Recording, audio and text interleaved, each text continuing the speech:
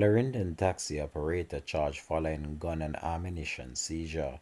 Hi again and welcome. This is Links 007 TV News Report, and we'll be right back with the full details to come. Welcome to Links 007 TV News Report, providing you with the best in local and international news updates.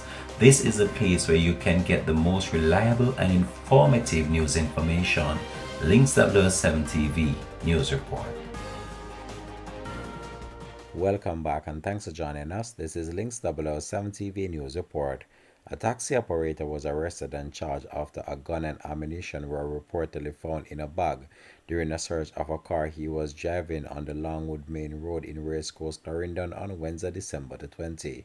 Charged with illegal possession of a firearm and ammunition is 40-year-old Peter Cunningham, otherwise called Rondo, of Longwood Racecourse Road in the parish.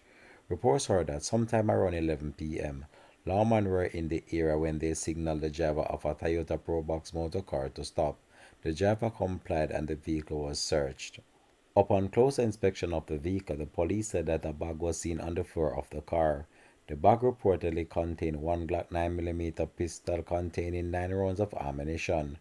Cunningham was subsequently taken into custody. He was charged on Sunday, December 24th after he was interviewed in the presence of his attorney.